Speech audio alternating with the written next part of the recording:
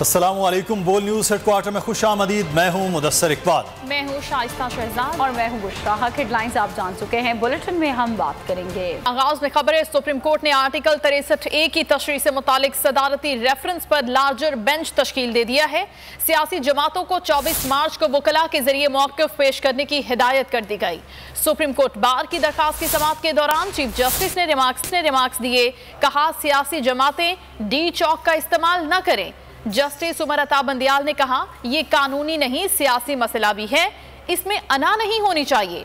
तमाम सियासी जमातें मुत्तफिक हुई तो कोड ऑफ कॉन्डक्ट बना लेंगे। अटॉर्नी जनरल ने यकीन दिलाया कि असेंबली इजलास के मौके पर कोई जत्था असेंबली के बाहर नहीं होगा। सियासी जमातें डी चौक का इस्तेमाल ना करें। जत्था लाकर किसी रुकन असेंबली को रोकने की इजाजत नहीं देंगे। सियासी कशीदगी से मुतालिक दरख्वास्त की समाअत के दौरान सुप्रीम कोर्ट के रिमार्क्स। आर्टिकल 63A की तशरीह से मुतालिक सदारती रेफरेंस पर लार्जर बेंच तश्कील दे दिया।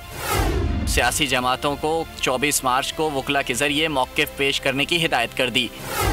चीफ जस्टिस ने रिमार्क्स में कहा यह कानूनी नहीं सियासी मसला भी है, इसमें अना नहीं होनी चाहिए, खुश उसलूबी से मुकम्मल करना है। अगर तमाम सियासी जमातें मुत्तफिक हुई तो कोड ऑफ कंडक्ट बना लेंगे। जस्टिस उमर अता बंदियाल ने रिमार्क्स में मजीद कहा वोट डालना अरकान का आईनी हक है, बेहतर होगा असेंबली की जंग असेंबली में लड़ी जाए। सियासी जमातें अपनी सियासी ताकत पार्लियामेंट में जाहिर करें। अदालत में सियासी क़यादत के दरमियान सालिस का किरदार अदा करना है ताकि जमहूरियत चलती रहे। अटॉर्नी जनरल ने यकीन दिलाया असेंबली इजलास के मौके पर कोई जत्था असेंबली के बाहर नहीं होगा। किसी रुकन असेंबली को हुजूम के जरिए नहीं रोका जाएगा। अवाम को असेंबली इजलास के मौके पर रेड जोन में दाखिल होने की इजाज़त नहीं होगी। बार के वकील ने कहा कि 14 दिन में इजलास ना बुलाकर स्पीकर ने आइन तोड़ा। आर्टिकल 6 के तहत संगीन गद्दारी के मुर्तकिब हुए। अटॉर्नी जनरल ने कहा जिन पर पहले आर्टिकल 6 लगा है उस पर तो अमल करवा लें। PPP वकील फारूक नाइक ने कहा स्पीकर ने बरवक्त इजलास क्यों नहीं बुलाया। चीफ जस्टिस ने कहा स्पीकर की रूलिंग अदालत के दायरे इख्तियार से बाहर है। सिंध हाउस पर हमले का किसी सूरत दिफा नहीं कर सकता। अटॉर्नी जनरल खालिद जावेद ने सुप्रीम कोर्ट को यकीन दहानी करा दी। कहा कि वज़ीर आज़म ने भी कहा पुरतशद्दुद मुजाहिरे किसी सूरत बर्दाश्त नहीं। IG इस्लामाबाद ने हमले से मुतालिक रिपोर्ट जमा करा थी। रिपोर्ट में ये कहा कि सिंध हाउस का गेट टूटना शर्मिंदगी का बाइस है। मुजाहिरीन को MNAs के साथ होने पर चेक पोस्ट पर रोका नहीं गया। सिंध हाउस पर हमले का किसी सूरत दिफा नहीं कर सकता। वज़ीर आज़म ने भी कहा पुरतशद्दुद मुजाहिरे किसी सूरत बर्दाश्त नहीं। सुप्रीम कोर्ट में समाअत के दौरान अटॉर्नी जनरल का मौक़िफ़। IG इस्लामाबाद ने हमले से मुतालिक रिपोर्ट जमा करा दी। अटॉर्नी जनरल खालिद जावेद खान ने कहा वाक़े की FIR दर्ज हो चुकी है, जिसको शिकायत हैं वो मुतालिका फोरम से रुजू करें। सिंध हाउस जैसा वाक़या दोबारा नहीं होना चाहिए। चीफ जस्टिस ने अटॉर्नी जनरल का मौक़िफ़ खुशआइन करार दे दिया। रिमार्क्स दिए तवक्का है हुकूमत भी वाक़े की मुसम्मत करेगी। IG इस्लामाबाद ने रिपोर्ट में कहा सिंध हाउस का गेट टूटना शर्मिंदगी का बाइस है। हमले के वक्त पुलिस की साइड नफरी मौजूद थी। गफलत पर 10 एहलकारों के खिलाफ कार्रवाई की जा रही है। रिपोर्ट के मुताबिक एहतजाज प्रेस क्लब पर था। MNAs अताउल्ला और फ़हीम खान ने सिंध हाउस जाने का फैसला किया। मुजाहिरीन को MNAs के साथ होने पर चेक पोस्ट पर रोका नहीं गया। और पहले आइन को डिक्टेटर्स पामाल करते रहे। स्पीकर एक पार्टी को सपोर्ट करने के लिए आइन पामाल कर रहे हैं। सदर सुप्रीम कोर्ट बार एहसन भून की मीडिया से बातचीत कहा हमारा सिर्फ मौक़िफ़ है कि मुल्क में कानून और आइन की बालादस्ती हो। मुस्लिम नून के सेनेटर आज़म नज़ीर तारड़ बोले आइन में 14 रोज़ से आगे इजलास ले जाने की कोई गुंजाइश नहीं। स्पीकर कौमी असम्बली को किसी ने नहीं रोका था कि 14 रोज़ इंतज़ार करे। स्पीकर कौमी असम्बली आर्टिकल 6 के मुर्तकिब हुए हैं। कि एक जर्नैल ने बेड़ा गर्क कर दिया, मार्शल लॉ के आइन तोड़ दिया। स्पीकर ने जो ये हो रहा है उसके मुताबिक पार्लिमान के उन लोगों के खिलाफ भी उन्हें हाई ट्रीजन का केस करना चाहिएगा। आर्टिकल 6 का we are neutral people, we being lawyers community, हम तो आइन और कानून की बालादस्ती के लिए। स्पीकर के पास कोई गुंजाइश नहीं है कि वो 14 रोज से आगे इसको लेके जाए। टेक्निकलिटीज़ के बुनियाद पे डिफीट करना और 95 आर्टिकल की मौजूदगी में इसको ख़त्म करना यसरियन आइन की खिलाफ वर्जी है और वो आर्टिकल 6 के मुर्तकब हुए हैं। हुकूमत इस हद तक इलेक्शन और अदम एतमाद से भाग रही है कि आइन तोड़ना चाहती है। हुकूमत ने लॉजिस पर हमला किया और दहशत गर्दी फैलाने की कोशिश की। Chairman people's party Bilawal Bhutto Zardari की सुप्रीम कोर्ट के बाहर मीडिया से बातचीत। उन्होंने सिंध हाउस और जमहूरियत पर हमला किया। शहबाज शरीफ बोले, स्पीकर ने जानबूझकर इजलास नहीं बुलाया। स्पीकर ने ऑपोजिशन को जाल में फंसाने की कोशिश की। फजलुर रहमान ने कहा, हमारे ख्याल में हुकूमत ही नाजायज़ है। सवाल किया कि क्या अदालत में वज़ीर आज़म के खिलाफ इस तरह आना दुरुस्त है? क्या आप ऐसे नालायक हुकूमत के लिए हमदर्दियाँ पैदा करना चाहते हैं?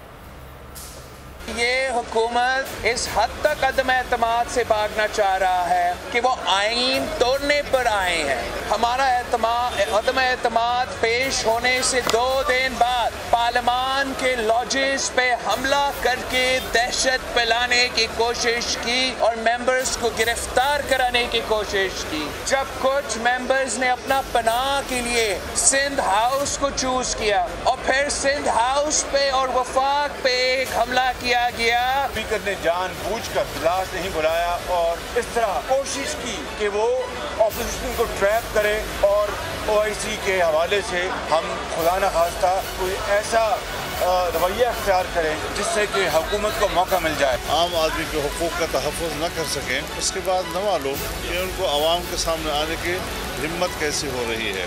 इस हवाले से बहरहाल हम हक और सच का अलम बुलंद किए हुए मैदान अमल में हैं और इनका मुकाबला उस वक्त तक रहेगा जब तक कि इस फितने से आवाम को निजात नहीं दी जाएगी। 22 की बजाय 25 को इजलास तलब करने से कौन सी कयामत आ गई? OIC के खिलाफ इतनी साजिशें तो भारत और इसराइल ने भी नहीं की जितनी ऑपोजिशन कर रही है। फवाद चौधरी कहते हैं कि लुटेरों के खिलाफ जद्दोजहद जारी है और ये सिलसिला मंतकी अंजाम तक पहुंचेगा। बाबर अवान ये बोले कि स्पीकर ने आइन के मुताबिक इजलास की तारीख तय की। पार्टी सरबराह की हिदायत की खिलाफ वर्जी करने वाला नाअहल होगा। ये सुप्रीम कोर्ट ने तय करना है कि नाअहली ताहयात होगी या नहीं। हम्माद अजहर ने मीडिया से बात करते हुए कहा कि आइन और कानून की बालादस्ती की जीत होगी। फ्लोर क्रॉसिंग का कानून इन्हीं जमातों ने पास किया था। चोरों और लुटेरों के खिलाफ एक जदोजहद थी, आज भी वही जदोजहद है जो जारी है। ये जो सिलसिला शुरू हुआ है ये मंतकी इंजाम तक जो है वो पहुंचेगा। सवाल ये उठ रहा है कि क्या जो शख्स डिफेक्ट करेगा वो ताहयात नाअहली होगी या टाइम बाउंड है। जो शख्स पार्टी के सरबराह की डायरेक्शन ये लफ्ज है, आइन में भी है, उस जजमेंट में भी है, फॉलो नहीं करेगा, वो इस ग्राउंड पे वो शख्स डिफेक्टर समझ के डिस्क्वालीफाई हो जाएगा। कि अगर किसी जगह डिक्लेरेशन होगा किसी कोर्ट का कि ये नॉन प्रॉफिलिगेट है, सादिक अमीन नहीं रहा, तो फिर उसको डिस्क्वालीफाई किया जाएगा ताहयात। कि क्या ये जो पुराने पाकिस्तान की करप्शन, ज़मीर फरोशी, हॉर्स ट्रेडिंग, लोटाक्रेसी, क्या हम वापस पाकिस्तान को उस तरफ धकेल रहे हैं या हमने पाकिस्तान और पाकिस्तान के अराकीन, पाकिस्तान के मुंतखब अवान में जो ऑनरेबल मेंबर्स बैठे हैं, क्या हम अब एक साफ सुथरी सियासत की तरफ जा रहे हैं? तहरीक अदम एतमाद को नाकाम बनाने के लिए वज़ीर आज़म मुतहर्रिक आज भी सियासी बैठक लगाई। इदारों और अफसरान के खिलाफ सोशल मीडिया पर चलने वाली मुहिम का नोटिस ले लिया, कार्रवाई की हिदायत भी कर दी। वज़ीर आज़म नाराज अरकान कौमी असम्बली से भी मिले, तहफ़्फ़ुज़ात दूर करने की यकीन दहानी करा दी। अरकान ने इमरान खान पर एतमाद का इजहार कर दिया। मुलाकातें करने वालों में गुलाम बीबी भरवाना, आमिर डोगर, सैफुर रहमान समेत दीगर शामिल थे।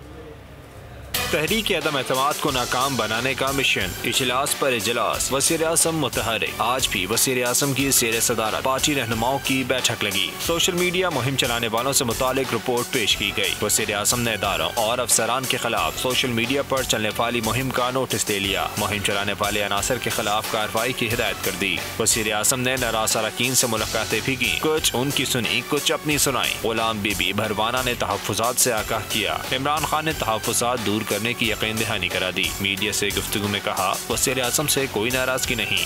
कोई नाराजगी वगैरह आपके बारे के अंदर ये बातें होती हैं कि आप नाराज हैं, है ऐसी कोई बात नाराजगी की? नाराजगी के रिश्ते होते हैं जी, नाराजगियाँ तो यहाँ कौन सी नाराजगी होगी। वज़ीर आज़म कराची के अरकान असम्बली से भी मिले। अकरम चीमा और दीगर ने हल्के के मसाइल से आगाह किया। तमाम अरकान ने इमरान खान पर मुकम्मल एतमाद का इज़हार किया।